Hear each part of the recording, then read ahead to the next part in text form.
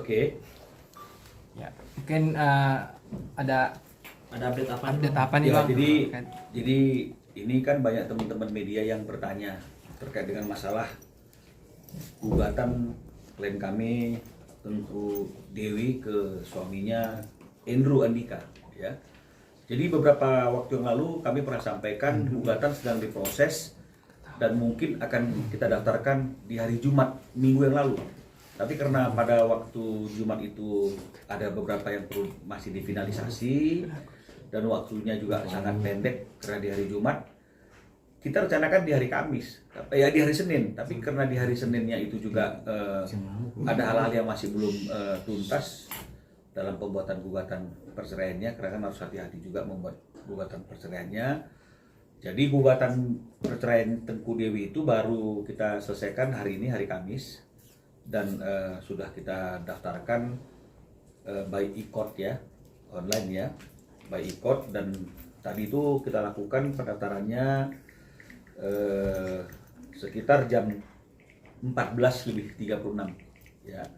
Jadi 14.36 itu sudah kita daftarkan dan sudah terkonfirmasi dari WA Mahkamah Agung Republik Indonesia ya. Ini ada WA-nya yang bicara terkait dengan pemberitahuan informasi pendaftaran online ya. Tanggal pendaftaran hari ini tanggal 6 Juni 2024. Nomor register pendaftarannya PACBN, berarti Pengadilan Agama Cibinong 06062024 WIL. Ya, jadi tinggal menunggu nomor perkara, karena biaya pendaftaran atas gugatan juga sudah kita bayarkan ya, sesuai dengan SKUM yang terbit. Jadi tinggal menunggu jadwal sidang dan juga tinggal menunggu nomor perkara. Biasanya memang kalau kita daftarkan hari ini, dia memerlukan, apalagi jam 14.36, dia masih memerlukan beberapa waktu untuk melakukan proses sampai terbitnya nomor perkara. Jadi mungkin dalam 1-2 hari ini nomor perkara sudah keluar, hanya nunggu itu. Tapi secara formal gugatan perceraian Tengku Dewi kepada suaminya Andrew Andika sudah kita daftarkan hari ini tanggal 6 Juni 2024 jam 14.36 ke Pengadilan Agama Cibinong. Jadi fisik gugatannya bisa diperlihatkan ya. Tahan dulu Pak. Tahan.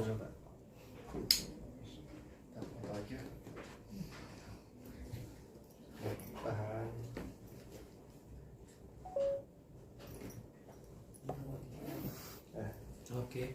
Ya, jadi dengan demikian maka sudah resmi seperti apa yang telah kami sampaikan maupun Tengku Dewi sampaikan atas keseriusannya untuk mengajukan gugatan perceraian kepada Andrew Andika atas peristiwa-peristiwa yang beberapa waktu ini menjadi perhatian dari kita semuanya ya. Jadi memang alasan-alasan gugatan kami itu juga memang salah satunya adalah sebagaimana yang diatur dalam pasal 116 Kompilasi Hukum Islam huruf A-nya ya, itu memang dengan jelas diatur dalam kompilasi hukum Islam tersebut ya. Di huruf A-nya itu dikatakan adalah perceraian dapat terjadi karena alasan atau alasan-alasan itu ada A sampai F, tapi kita ambil yang poin A-nya, yaitu salah satu pihak berbuat zina atau menjadi pemabuk, pemadat, penjudi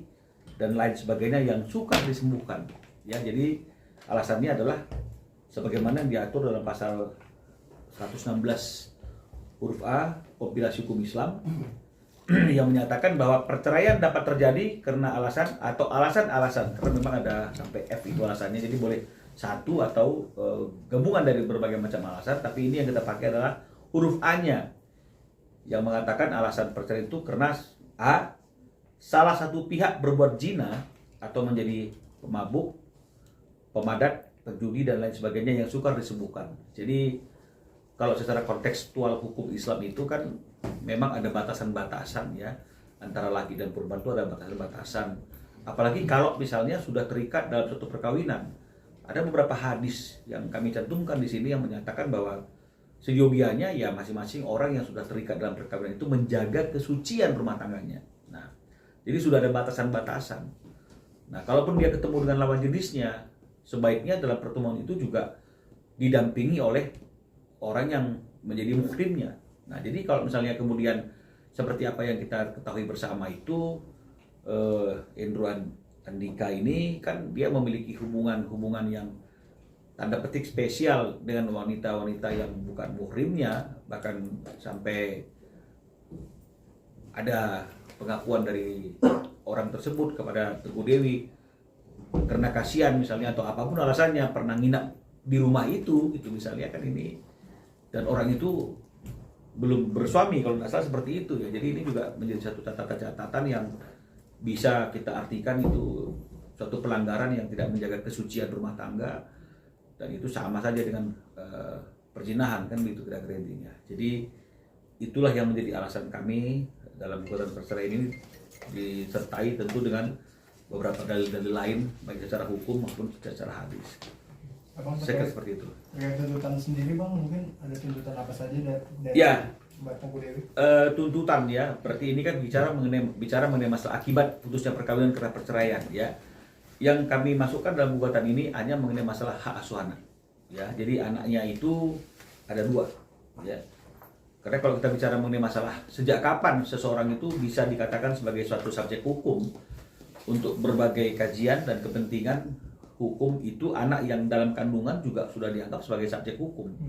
Ya, meskipun belum dilahirkan ya. Nah, jadi oleh karena itu di sini ada 2 anak, satu anak yang sudah lahir 3 tahun yang lalu lebih kurang yang bernama Esan ya, Esan Ryan Fisher ya.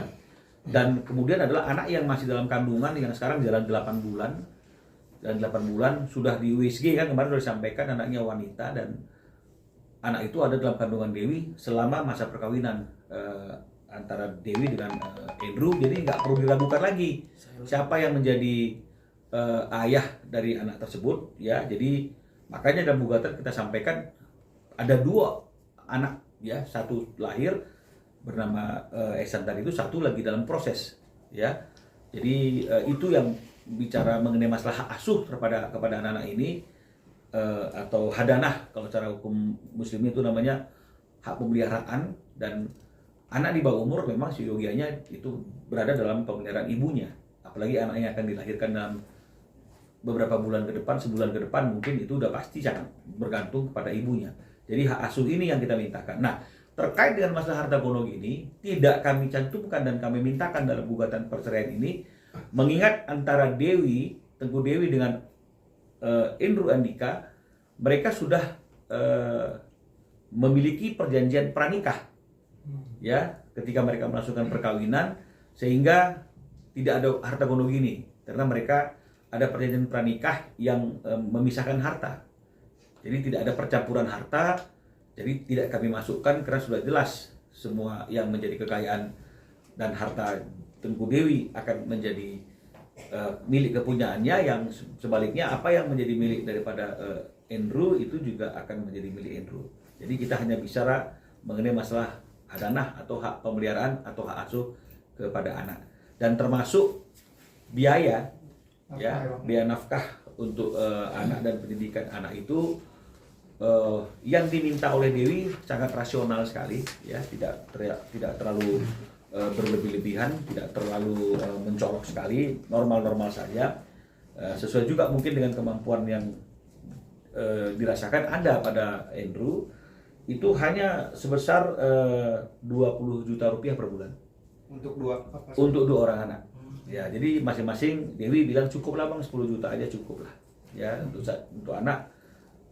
Berarti ada 2 anak maka 20 juta ya. Tapi ini formalnya, tapi saya yakin namanya seorang ayah pasti tidak akan membatasi apa yang diperlukan oleh anak, pasti tidak akan dibatasi dengan apa yang menjadi putusan formal. Tapi paling tidak dalam gugatan ini ketika dicantumkan, Dewi mencantumkan senilai 20 juta itu 10 juta lah untuk 1 anak, dan saya rasa ini sangat wajar sekali ya, tidak terlalu mencolok sekali ya. Abang terkait harta bawaan bang. Kira-kira disebutkan nggak sih bang, harta bawaan yang kemudian milik Tengku Dewi apa saja bang? Adakah 2 rumah dan mobil yang biasa digunakan atau seperti Jadi apa? kalau mengenai masalah harta bawaan ini kan beda dia dengan harta Gonogini.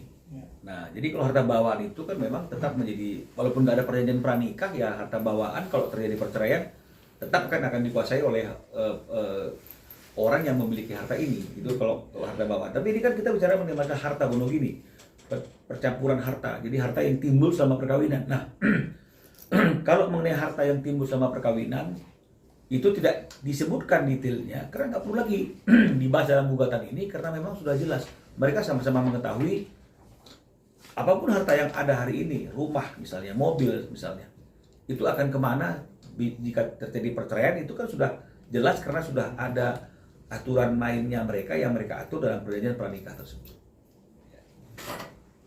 Bang, mungkin Andrew sendiri sudah mengetahui sudah diajukan gugatan cerai atau belum sih bang? Saya tidak menginformasikan ke Andrew bahwa ada gugatan perceraian ini, dan Andrew juga nggak ada komunikasi dengan saya. Dan karena gugatan ini baru selesainya hari ini dan baru kita daftarkan secara e-court atau online jam 14.36 tadi menurut informasi dari WA resmi Mahkamah Agung Republik Indonesia, saya rasa orang yang pertama tahu bahwa gugatan ini sudah didaftarkan secara online selain kami Tengku Dewi adalah teman-teman media. Jadi mungkin kalau nanti kemudian Andrew tahu bahwa gugatan itu sudah didaftarkan secara resmi, maka pasti dia tahu dari pemberitaan teman-teman media. Dari Tengku Dewi sendiri mungkin ketika udah tahu soal gugatannya udah masuk gimana? Karena begini, sebelum gugatan ini kita daftarkan secara online, kita yakinkan lagi ke Tengku Dewi apakah gugatannya sudah bisa kita daftarkan. Itu yang pertama. Yang kedua, kita kirim juga konsep gugatan ini yang final ini by PDF kepada Tengku Dewi agar dia juga bisa membacanya. Ya, ketika dia membacanya, apakah sudah betul itu yang mau dimintakan, apakah sudah betul itu peristiwa hukumnya, dan kemudian berapa hak pemeliharaan yang nafkah itu tadi yang mau dimintakan jumlahnya. Dan dalam proses itu kami juga berharap Dewi akan masuk ke dalam keputusan final tunda, batal, atau lanjut. Tapi yang dia sampaikan kepada kami adalah lanjut, Bang. Jadi ketika sudah kita daftarkan, kita informasikan sudah terlaksana, gugatan sudah didaftarkan, ya si Dewi nggak bilang apa-apa, cuma bilang terima kasih Bang sudah dibantu, udah. Jadi nggak ada yang lain. Ya.